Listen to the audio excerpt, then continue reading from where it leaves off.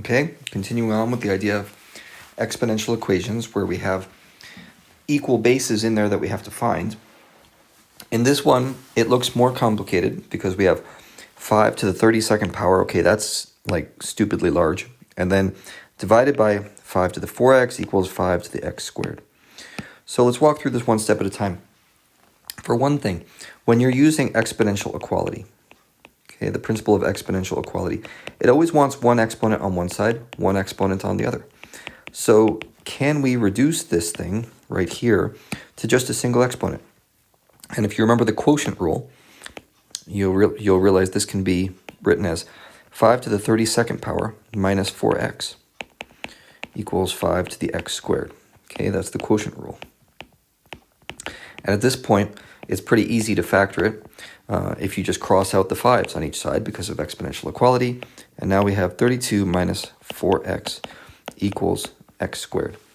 Well, rearrange a little bit, and we'll get 0 equals x squared plus 4x minus 32. And what is that? That's going to be 0 equals, let's see, the factors of 32, there's a bunch, but I think 8 and 4 are where we want to go with this. So that just means x equals 4 and negative 8. Okay, and we're done. Next one. This looks bad because there's a radical in it, but remember, all we really need to do is rearrange the exponents a little bit, and we can find a 7 inside that radical, no problem.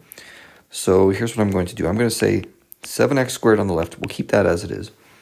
And on the right, let's change this to, I don't know, we'll put another parentheses in here and say that's 7 to the 1/2 power. And that's still raised to the 3x plus 5. Now remember, when you raise an exponent to another exponent, you can multiply them when you simplify things. So this becomes 7 to the x squared on the left equals 7 times 1 to the power of 1/2 times 3x plus 5. Okay, now because of exponential equality, we cross out the bases, and we get x squared equals 1/2 3x plus 5.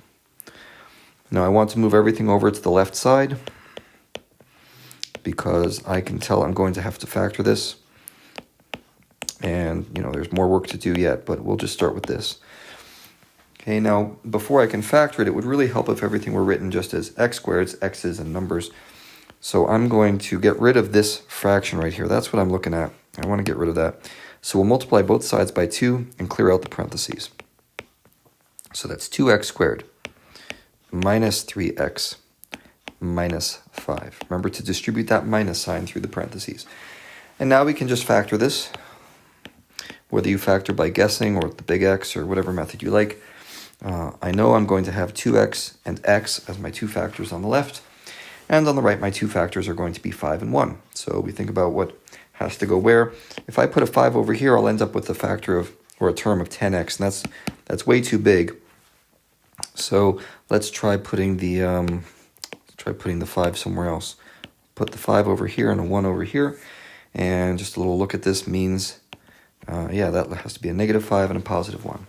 Okay, and if you distribute these terms out, you'll find that they all work out to equal negative 3x, right? You have negative 5x in the middle and positive 2x on the outside, so those add up to your negative 3x linear term.